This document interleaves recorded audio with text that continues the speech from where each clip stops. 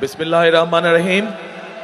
আজকের এই নির্বাচনী জনসভার সম্মানিত সভাপতি, আমার সামনে উপস্থিত কুমিল্লা এবং চাঁদপুরের বিভিন্ন জায়গা থেকে আগত প্রিয় ভাই ও বোনেরা, উপস্থিত মঞ্চে উপস্থিত নেতৃবৃন্দ, আমার সহকর্মীবৃন্দ, আসসালামু আলাইকুম। আসসালামু আলাইকুম। কেমন আছেন আপনারা? আচ্ছা, এই যে আমরা আজকে এখানে সকলে এত রাত্রে, বোধহয় প্রায় 11টা বাজে এখন, তারপরে এখানে লক্ষ মানুষ এখানে একত্রিত হয়েছেন, এর একটি কারণ আছে। এই কারণটি শীতের রাত, শীতও পড়েছে একটু, আমি সংক্ষেপে শেষ করে দিব। কি সেই কারণ? আপনাদের এখানে অনেক মুরব্বী উপস্থিত আছেন, আপনারা যারা তরুণ যুবক উপস্থিত আছেন, মধ্যবয়সী এরকম মানুষ বহু উপস্থিত আছেন। আপনাদের সকলেরই জানা আছে, মা বোনরা এখানে উপস্থিত আছেন, আপনাদের সকলের কম বেশি ধারণা এবং জানা আছে যে 1971 সালে, আচ্ছা ওনাকে একটু সরতে হবে, ঠিক আছে? এখন ঠিক আছে, ওকে। না স্লোগান বন্ধ করতে হবে, নাহলে তো কথা বলা যাবে না। 1971 সালে এই দেশের মুক্তিযোদ্ধারা যুদ্ধ করে এই দেশ স্বাধীন করেছিলেন। 1971 সাল ছিল আমাদের স্বাধীনতা অর্জনের যুদ্ধ। আর আমার সামনে এখানে 3 জন জুলাই যোদ্ধা বসে আছে।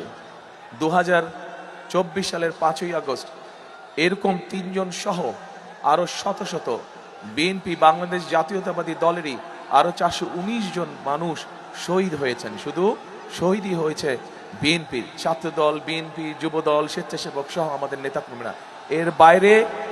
এর বাইরে আরো প্রায় 1000-এর উপরে মানুষ আছে যাদেরকে হত্যা করা হয়েছিল সেদিন। কাজেই 71 সালে আমরা যেই স্বাধীনতা যুদ্ধ করে আমরা যেই স্বাধীনতা অর্জন করেছিলাম, 2024 সালে এই জুলাই যোদ্ধারা আমাদের স্বাধীনতাকে রক্ষা করেছে। এখন প্রিয় ভাই বোনেরা, এই স্বাধীনতাকে রক্ষা করার পরে এর তো একটা অর্থ থাকতে হবে, তাই না? অর্থ থাকতে হবে। আজকে এটা তো নির্বাচনী জনসভা। সাধারণত আমরা কি জানি বা কি দেখেছি যে নির্বাচনী জনসভায় যেই দল সভা করে সেই দল অন্য রাজনৈতিক বা প্রতিপক্ষ সম্পর্কে সেই দল বিভিন্ন রকম সমালোচনা করে, তাই তো নাকি? আচ্ছা, এখন আমরাও সমালোচনা করতে পারি। আমিও এখানে অন্য যেই রাজনৈতিক দল আছে যারা আমাদের সাথে নির্বাচন করছে, আমিও তাদের সমালোচনা করতে পারি। কিন্তু শুনুন, আপনি বসেন, আপনি হ্যাভ এ সিট। কিন্তু আমরা সমালোচনা যদি করি তাতে কি আপনাদের পেট ভরবে? পেট ভরবে আপনাদের? পেট ভরবে না। কি ভাই, সমালোচনা করলে পেট ভরবে আপনাদের? পেট ভরবে না। বিএনপি অতীতে কয়েকবার দেশ পরিচালনা করেছে। বিএনপি যখন দেশ পরিচালনা করেছে তখন বিএনপি নারীদের শিক্ষা ব্যবস্থা ফ্রি করেছে, স্কুল থেকে ইন্টারমিডিয়েট পর্যন্ত নারীদের শিক্ষা ব্যবস্থা ফ্রি করেছে। বিএনপি যখন দেশ পরিচালনা করেছে কৃষকদের ঋণ, 5,000 টাকা কৃষক ঋণ, পুরা ঋণ, এবং 10,000 টাকা পর্যন্ত কৃষি ঋণের সুদ মওকুফ করেছে। এরকম আরো অনেক কাজ করেছে বিএনপি। আপনাদের কম বেশি এই এলাকায় হয়েছে। এই এলাকায় মানুষের অনেক সমস্যা আছে। আপনাদের বিভিন্ন এনায়েত সরব সুমন, আপনাকে সরতে হবে, they want to see me. এরকম মানুষের এলাকার অনেক সমস্যা আছে। আপনাদের রাস্তাঘাটগুলো খারাপ হয়েছে, আপনাদের চিকিৎসা ব্যবস্থার অভাব আছে, আপনাদের বাচ্চাদের শিক্ষা ব্যবস্থার সমস্যা আছে। এরকম সমস্যা আছে না? আচ্ছা, তো আমরা যেহেতু বিএনপি দেশ পরিচালনা করেছে সেই জন্য বিএনপির অভিজ্ঞতা আছে কিভাবে দেশকে ধীরে ধীরে উন্নতির দিকে এগিয়ে নেওয়া যায়। বিএনপির অভিজ্ঞতা আছে যে কিভাবে দেশের নারীদের কর্মসংস্থানের ব্যবস্থা করা যায়, কিভাবে নারীদেরকে স্বাবলম্বী করা যায়। বিএনপির অভিজ্ঞতা আছে কিভাবে মানুষের জীবনযাত্রা নিরাপদ রাখা যায়। বিএনপির অভিজ্ঞতা আছে কিভাবে দুর্নীতির লাগাম টেনে ধরতে হয়। বিএনপির অভিজ্ঞতা আছে কিভাবে ছাত্রদের বা যারা তরুণ যুবক তাদের কর্মসংস্থানের ব্যবস্থা করতে হয়। আমরা তো রাজনীতি করি নাকি? আমার দলের নাম কি বলেন তো? বিএনপি। তো এখন আমার দলের নাম বিএনপি। আজকে এই যে নির্বাচনী জনসভা, এই জনসভায় এসেছি আমাদের পরিকল্পনাগুলো আপনাদের কাছে তুলে ধরবো। অনেকগুলো পরিকল্পনা আছে, সব বলবো না, হয়তো কয়েকটি পরিকল্পনা, যেগুলোর সাথে বিশেষ করে জেলা উপজেলায় সাধারণ মানুষ, গ্রামের মানুষ, তাদের জীবনযাত্রা সব কিছু জড়িত। এখন আমরা যদি পরিকল্পনাগুলো বাস্তবায়ন করি তাহলে আপনাদের উপকার হবে, আর যদি আমরা পরিকল্পনাগুলো বাস্তবায়ন না করি তাহলে কি আমাদের উপরে আপনাদের আস্থা বিশ্বাস থাকবে? থাকবে না। তো এখন অনেক মানুষ আছে, অন্য অন্য রাজনৈতিক দল, তারা বলছে যে বিএনপি এই যে ফ্যামিলি কার্ড দিবে বলছে, এটা একটা ধোঁকাবাজি করছে বিএনপি। আচ্ছা ভাই, আমাদের কন্ত আপনি, এই যে আমার প্রার্থীরা আছে, সরকার যখন ফ্যামিলি কার্ড দেওয়া শুরু করবে, আস্তে আস্তে আস্তে ফ্যামিলি কার্ড দেওয়া শুরু করবে, আমরা প্রথমে গ্রাম থেকে শুরু করব, গ্রামের যারা খেটে খাওয়া মানুষ আছে তাদের পরিবারকে আমরা এটা দেবো। তো এখন আপনারা এই মানুষগুলা কি ধরবেন না যে কই ফ্যামিলি কার্ড কই দিবেন, যে বললেন ফ্যামিলি কার্ড কই? তো লস কার হবে? লস বিএনপির হবে না? তো বুঝে শুনে কেউ নিজের লস করে? তো ভাই আমরা কেন মানুষকে ঠকাতে যাব? যুক্তি আছে কথায়? আচ্ছা, এখন এই ফ্যামিলি কার্ড থেকে সংক্ষেপে বলি আমি, এই ফ্যামিলি কার্ডটার মাধ্যমে আমরা এই দেশে যারা গৃহিণী আছে, গ্রামে গঞ্জে সব জায়গায় যারা পরিবার আছে, সেই পরিবারগুলোকে সারা মাসের জন্য যে দিব তা না, তবে মাস তো 4 সপ্তাহ নিয়ে, তাই না? এই 4 সপ্তাহের মধ্যে অন্তত 7 থেকে 10 দিনের জন্য তাদের পরিবারের কম বেশি 5 দিন হোক 7 দিন হোক একটা সহযোগিতা আমরা করতে চাই সরকার থেকে। যেই সহযোগিতা করলে পরে পরিবারের উপরে অর্থনৈতিক চাপটা কম হবে, মাদের জন্য, বোনদের জন্য তাদের সংসার চালাতে একটু হলেও সুবিধা হবে। এইটা আমরা কাজটা করতে চাই এবং আমরা মনে করি আমরা যদি কয়েক বছর ধরে এই পরিকল্পনা ধীরে ধীরে বাস্তবায়ন করতে পারি তাহলে এই দেশের এই কুমিল্লা চাঁদপুরের এলাকার নারীরা কিন্তু শিক্ষিত, কিন্তু শুধু শিক্ষিত হলে তো হবে না, সাথে সাথে তাদেরকে তো স্বাবলম্বী হতে হবে, তাই না? তাদেরকে স্বাবলম্বী হতে হবে। আমাদের খালেদা জিয়া, দেশনেত্রী খালেদা জিয়া কি করেছিলেন? এর আগে উনি যতবার দেশ পরিচালনা করেছিলেন উনি নারীদের শিক্ষার ব্যাপারটা ফ্রি করেছিলেন, একদম ক্লাস 1 থেকে ইন্টারমিডিয়েট পর্যন্ত, জানেন এটা? আচ্ছা, এবার আমরা সেই নারীতে, এটা কিন্তু 20 বছর আগের কথা বলছি আমি, এই 20 বছরে তো যেই মেয়েদের আর যে নারীরা আমাদের শিক্ষিত হয়েছিল তারা তো বড় হয়েছে, নিজের সংসার হচ্ছে, তাই না? এখন সেই নারীদেরকে আমরা স্বাবলম্বী করতে চাই। শুধু যে তারাই পাবে তা না, তাদের থেকে বড় যারা আছে তারাও পাবে, যারা গৃহিণী, যারা মা, সকলকে ধীরে ধীরে আমরা এই ফ্যামিলি কার্ডটা পৌঁছে দিব। এইভাবে করে আমরা চাই যে আমাদের মা বোনেরা যাতে ধীরে ধীরে অর্থনৈতিকভাবেও স্বাবলম্বী হয়। এর আগে বিএনপি পরিকল্পনা করেছিল শিক্ষিত করার, সেটা আলহামদুলিল্লাহ মোটামুটি অনেকাংশে সফল হয়েছে। এখন আমরা যেটা করতে চাই, আমরা দেশের নারী সমাজকে অর্থনৈতিকভাবে স্বাবলম্বী করতে চাই। কারণ এখানে বিয়ে শাদী করছেন কে কে? হাত তুলেন তো। ওরে বাবা, সবাই বিয়ে শাদী করে ফেলছে। এখন যারা সংসার করছেন, একা স্ত্রী বা স্বামী একা সংসার চালাতে পারে? পারে না। দুইজনের সহযোগিতা লাগে না? একজনকে আরেকজনের সহযোগিতা করতে হয়। এখন স্ত্রীর জন্য যদি সরকার থেকে একটা ব্যবস্থা করে তাহলে তো আপনার জন্য সুবিধা, আপনার জন্য সুবিধা না, আপনার উপর চাপ কম পড়লো। এই কাজটি আমরা করতে চাচ্ছি। এখন বলেন, আমার এই কথাগুলো ভালো লাগলো না খারাপ লাগলো? ভালো লাগলো? আচ্ছা ঠিক আছে, এবার আসেন আরেকটা বিষয় আলোচনা করি, আরেকটা পরিকল্পনার কথা বলি।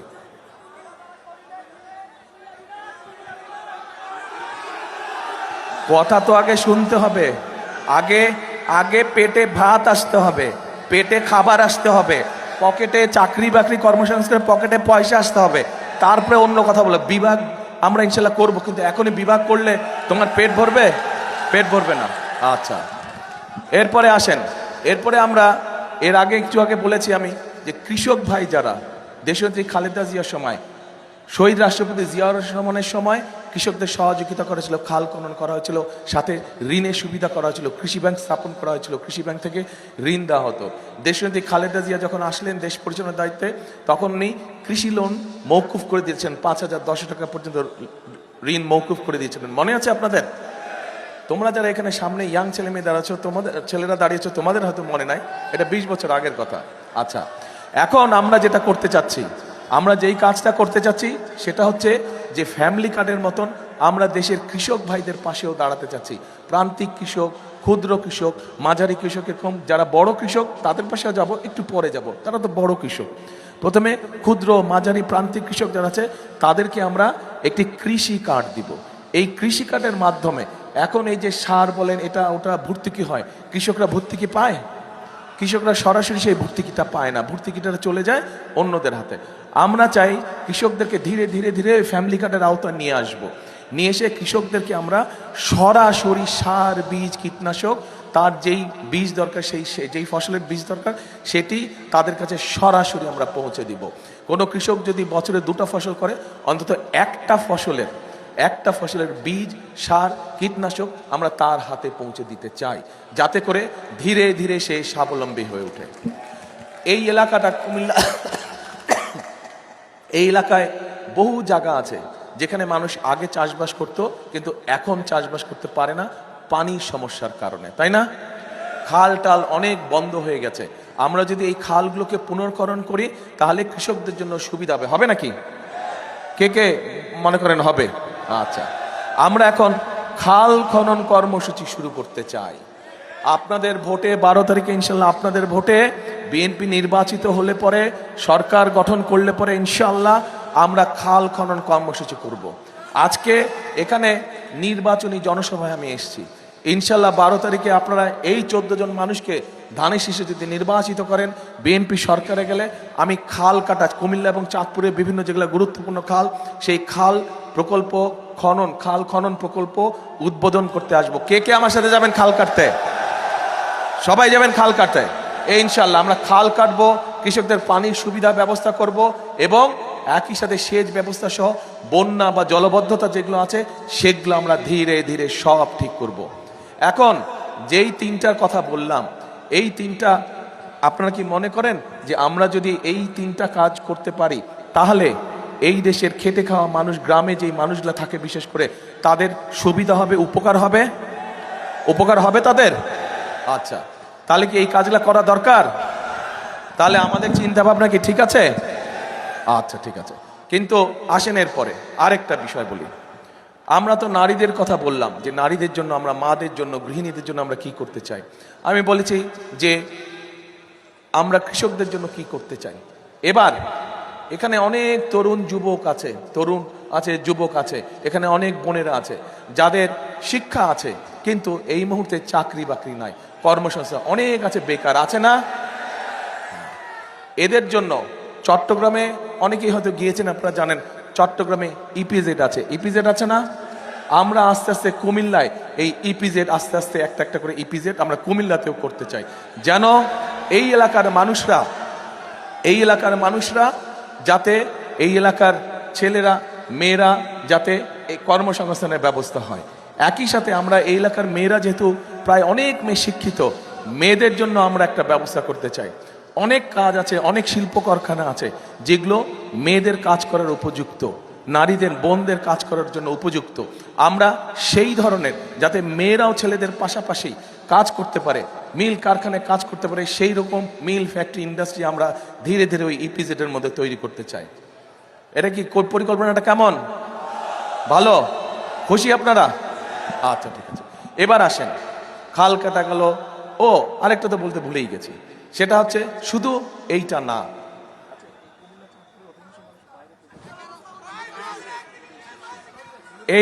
এই এলাকার মানুষ, বহু মানুষ আছে যারা মধ্যপ্রাচ্যে চাকরি বাকরি করে। আপনাদের আত্মীয় স্বজন বহু আছে না? মধ্যপ্রাচ্যে, সৌদি আরবে, কুয়েতে, কাতারে, বিভিন্ন দেশে, ইউএইতে বিভিন্ন চাকরি বাকরি করে। এখন যারা গিয়েছে, এই মানুষগুলোকে যদি আমরা দক্ষ শ্রমিক হিসাবে ট্রেনিং দিয়ে, এবং একই সাথে যেহেতু তারা অধিকাংশ সৌদি আরবে যাচ্ছে, সেই দেশের ভাষা শিখে যদি আমরা পাঠাতে পারি, তাহলে তার বেতন বেশি হবে না? আমরা এই পরিকল্পনাটা গ্রহণ করেছি, যে এই পরিকল্পনা হলে বহু মানুষকে আমরা ট্রেনিং দিয়ে সৌদি আরবে বা মিডল ইস্টের বিভিন্ন দেশে, যে কাতার বলেন, কুয়েত বলেন, ওইসব দেশে আগামী 5 থেকে 10 বছর কি ধরনের ওইসব দেশের অর্থনৈতিক উন্নয়ন কিরকম হচ্ছে, তারা কি প্রজেক্ট গ্রহণ করছে, এবং এই দেশ থেকে কি ধরনের মানুষ পাঠালে বেশি বেতনে চাকরি করতে পারবে, সেটারও আমরা পরিকল্পনা আছে আমাদের। এবং আমরা আমাদের ছেলে মেয়েদেরকে শিক্ষিত করে, তাদেরকে ট্রেনিং দিয়ে, ভাষা শিক্ষা দিয়ে আমরা পাঠাবো পৃথিবীর বিভিন্ন দেশে। এখন এই পরিকল্পনা কেমন লেগেছে? আচ্ছা, ঠিক আছে। এবার আসেন আমাদের দেশে, বিশেষ করে গ্রাম অঞ্চলে মানুষের, আপনাদের এলাকাতেও এই সমস্যাটা আছে। কি সেই সমস্যা? চিকিৎসা সুবিধা। অনেক গ্রাম উপজেলা আছে যেখানে বিশেষ করে মা বোনেরা, শিশুরা, তাদের অসুখ বিসুখ হলে, ছোটখাটো অসুখ বিসুখ হলে, তারা হয়তো ভাই আজকে অন্য কাজে ব্যস্ত, অথবা স্বামী ব্যস্ত, অথবা ছেলে ব্যস্ত, সেটা উপজেলা হাসপাতালে হোক, সেটা জেলা সদর হাসপাতালে হোক, নিতে পারে না। ফলে হয় কি, মাটা বা বোনটা বা নারী বা শিশুটা প্রতিদিন কষ্ট পায়, ধুকে ধুকে অসুখ বিসুখের জন্য কষ্ট পায়। আমরা যেটা করতে চাচ্ছি, এখানে অনেক মুরব্বী আছেন, আপনার যারা মুরব্বী আছেন আপনাদের মনে আছে শহীদ রাষ্ট্রপতি জিয়াউর রহমানের সময় পল্লী চিকিৎসক ছিল, মনে আছে? জানেন আপনারা পল্লী চিকিৎসক? এখনো কিছু কিছু আছে বোধহয়। হ্যাঁ, পল্লী চিকিৎসক। ঠিক এরকম আমরা চিকিৎসক, আমরা ওটাকে নাম দিয়েছি হেলথ কেয়ারার। এই হেলথ কেয়ারার আমরা অ্যাপয়েন্ট করব। এই হেলথ কেয়ারের কাজ হবে গ্রামে গ্রামে যাবে, গ্রামে গ্রামে গিয়ে যেই অসুখ বিসুখগুলা ছোটোখাটো, বেশি সিরিয়াস অসুখ বিসুখ না, সেগুলা মা বোনদেরকে, শিশুদেরকে তারা ওখানেই তাদেরকে চিকিৎসা দিবে। ফলে মা বোনদেরকে কষ্ট করে সেই হাসপাতালে দূরে আসতে হবে না। এটা কেমন লাগলো পরিকল্পনা? এখন আমি যদি এই যতক্ষণ আপনাদেরকে আমার পরিকল্পনার কথাগুলো বললাম, আমি যদি এখন অন্য অন্য রাজনৈতিক দল, সেই স্বৈরাচার বলেন, আমাদের সাথে যারা রাজনীতি করছে বা নির্বাচন আমাদের প্রতিপক্ষ যারা, এদের যদি আমি গীবত গাইতাম, এদের সমালোচনা করতাম, আপনাদের কোনো লাভ হতো ভাই? আমার এই কথা যেগুলো বললাম, এই কাজগুলো যদি বাস্তবায়ন করে, তাহলে আপনাদের লাভ হবে? বুঝি না, লাভ হবে? তাহলে কোনটা জরুরি? গীবত গাওয়া, সমালোচনা করা? সমালোচনা করতে হবে মাঝে মাঝে, যদি দেখি বেশি ওলট পালট করছে তাহলে তো সমালোচনা করতেই হবে। কিন্তু আমাদের দেশের মানুষের পেটে ভাত দরকার, সকলের পকেটে পয়সা দরকার, হালাল কামাই দরকার, তাই না? চিকিৎসা দরকার, শিক্ষা দরকার, বিদেশ বা দেশে হোক কর্মসংস্থানের দরকার। কাজেই এইগুলো হচ্ছে আমাদের পরিকল্পনা। আমরা ভাই রাজনীতি করি, আমরা স্লোগান দেই যে আমাদের রাজনীতির মূল শক্তি হচ্ছে, উৎস হচ্ছে জনগণ। জনগণকে আমরা সবসময় আমাদের পাশে রাখতে চাই। সেই জন্যই ওই যে প্রথমে বললাম, বিএনপির অভিজ্ঞতা আছে দেশ চালানোর। আমাদের এই ফ্যামিলি কার্ড নিয়ে, আমাদের এই কৃষক কার্ড নিয়ে অন্য অন্য দল অনেক সমালোচনা করছে, শুনেছি আমি, আপনারাও দেখেছেন, পত্রপত্রিকা দেখেছেন না? এরা যা কয় কিচ্ছু যায় আসে না, আমাদের কিচ্ছু যায় আসে না। আপনারা এই যে জনগণ, লক্ষ জনগণ এখানে আজ এত রাতে উপস্থিত আছেন, আপনারা ইনশাল্লাহ ধানের শীষকে জয়যুক্ত করে সরকার গঠন করলে আমরা চোখ বন্ধ করে আমাদের কাজ করতে থাকবো। যেই কাজগুলো করলে এই দেশের মানুষের, খেটে খাওয়া মানুষের উপকার হবে, এই দেশের খেটে খাওয়া মানুষ কিছুটা হলেও ভালো থাকতে পারবে। এখন এই কাজগুলো যদি আমাদেরকে বাস্তবায়ন করতে হয়, ও আরেকটা কথা বলি, এ ভাই স্লোগান দিস না, স্লোগান দিয়ে কোনো ফায়দা হবে না, স্লোগান দিয়ে কোনো ফায়দা হবে না। আর যে স্লোগান দেবে বুঝবো, আমি বুঝে নেবো তুমি এখানে ডিস্টার্ব করার জন্য আসছো। হ্যাঁ, যে ডিস্টার্ব করার উদ্দেশ্যে আসছে সে স্লোগান দিচ্ছে। কাজেই তোমার নাম এখন থেকে হবে, যে স্লোগান দিবে তোমার নাম গুপ্ত হবে এখন থেকে। আচ্ছা, তো এখন আমাদের লক্ষ্য হচ্ছে, আমাদের উদ্দেশ্য হচ্ছে জনগণের ভাগ্যের পরিবর্তন করা, যাতে জনগণ যদি এখন 10% ভালো থাকে, যাতে আমরা ওটাকে 20% করতে পারি। 100% ধীরে ধীরে যাব আমরা, কিন্তু অন্তত যাতে 20% নিতে পারি। 20% নিলেও আমরা আলহামদুলিল্লাহ অনেক দূর এগোতে পারবো। তো এখন প্রিয় ভাইরা, প্রিয় বোনেরা, আমি তো বিএনপির পরিকল্পনার কথা বলছি। আপনাদের পরিকল্পনাটা কি? 12 তারিখে আপনাদের পরিকল্পনা কি? ধানের শীষকে জয়যুক্ত করতে হবে। এই যে গুপ্ত, ধানের শীষকে যদি জয়যুক্ত করেন আপনারা ইনশাআল্লাহ, তাহলেই আমি যেই পরিকল্পনার কথা বলেছি, যার ফলে এই দেশের সাধারণ মানুষ চিকিৎসা সুবিধা পাবে, যার ফলে এই এলাকার সাধারণ মানুষ ফ্যামিলি কার্ডের সুবিধা পাবে, যার ফলে এই এলাকার সাধারণ কৃষকরা কৃষি কার্ডের সুবিধা পাবে, যার ফলে এই এলাকার সন্তানেরা লেখাপড়ার সুবিধা পাবে। এবং ধীরে ধীরে, রাতারাতি তো সবকিছু হবে না। আমার হয়েছে জ্বর, বুঝছেন, জ্বর হয়েছে, এই ঘুরতে ঘুরতে জ্বর, ঠান্ডা লেগে গেছে, আর ডাক্তার আমাকে অ্যান্টিবায়োটিক দিয়েছে 7 দিনের। এখন 7 দিন লাগবে ভালো হইতে, তো এই সামান্য জ্বর ভালো হইতে লাগবে 7 দিন। এত বড় দেশ, এত ফ্যামিলি কার্ড, এত কৃষক কার্ড, এত মানুষের চাকরির ব্যবস্থা করা, একটু তো সময় লাগবে না? একদিন হবে না। সেই জন্য আমাদেরকে ধৈর্য ধরতে হবে। কিন্তু ওই যে বললাম, আপনাদের পরিকল্পনা কি? আপনারা যে বললেন ধানের শীষে, ইয়েস, 12 তারিখে আপনাদেরকে ধানের শীষকে জয়যুক্ত করতে হবে। কিন্তু জয়যুক্ত করার আগে কয়েকটি কাজ আছে। সেই কাজটি হচ্ছে, আপনারা যারা এখানে ধানের শীষকে জয়যুক্ত করবেন, আপনাদেরকে ভোরবেলা তাহাজ্জুদ পড়ে চলে যেতে হবে। তাহাজ্জুদ পড়ে ওইখানে গিয়ে ফজরের নামাজ আদায় করতে হবে। আর আমার অন্য ধর্মের ভাই যারা আছেন, তারাও আপনারা ফজরের ওয়াক্তে চলে যাবেন ধানের শীষকে ভোট দেওয়ার জন্য, এবং গিয়ে ফজরের নামাজ আদায় করে ওই আপনার স্ব ভোট কেন্দ্রের সামনে ফজরের নামাজ আদায় করবেন এবং লাইন দিয়ে দাঁড়িয়ে যাবেন। যেই মাত্র দরজা খুলবে ভোট প্রক্রিয়া শুরু হবে, আপনারা লাইন দিয়ে ভোট দিবেন, ধানের শীষে ভোট দিবেন ইনশাআল্লাহ। তবে ভোট দিয়ে চলে আসলে হবে না, কিন্তু থাকতে হবে। যেই অধিকার থেকে আপনাদেরকে বঞ্চিত করা হয়েছিল গত 16 বছর ধরে, সেই অধিকারের হিসাব এই যে এখানে 3 জন জুলাই যোদ্ধা বসে আছে, পা নাই দুইজনের, আরেকজনেরও সমস্যা। এদের এই যে বলিদান, এটা তো বৃথা যেতে পারে না, পারে? যেই অধিকার আপনাদের কাছে কেড়ে নেওয়া হয়েছিল, সেই অধিকার কড়ায় গন্ডায় সন্ধ্যার মধ্যে বুঝে নিয়ে আসবেন, যে ধানের শীষকে জয়যুক্ত করে কড়ায় গন্ডায়, যাতে কেউ ষড়যন্ত্র করে আপনাদের অধিকার যাতে কেড়ে না নিতে পারে, এইটা খেয়াল রাখতে হবে। পারবেন? এইটা আপনাদের পরিকল্পনা, আর আমার পরিকল্পনা আমি আপনাদেরকে বলেছি। তাহলে শেষ কথার কি কথা? শেষ কথার কথা হলো, করব কাজ, গড়ব দেশ, সবার আগে বাংলাদেশ। আবার বলি, করব কাজ, গড়ব দেশ, সবার আগে বাংলাদেশ। ইনশাল্লাহ খাল খননে দেখা হবে আপনাদের সাথে। আল্লাহ হাফেজ। বাংলাদেশ জিন্দাবাদ, বাংলাদেশ জাতীয়তাবাদী দল জিন্দাবাদ। আর এই 14 জনকে আপনাদের কাছে দিয়ে গেলাম, এটা আমার আমানত। এই 14 জনে আপনাদের দায়িত্ব হচ্ছে আপনাদের পরিকল্পনা সফল করে এই 14 জনকে জিতিয়ে নিয়ে আসবেন ইনশাল্লাহ। আপনারা পারবেন না? ইনশাল্লাহ। আল্লাহ হাফেজ।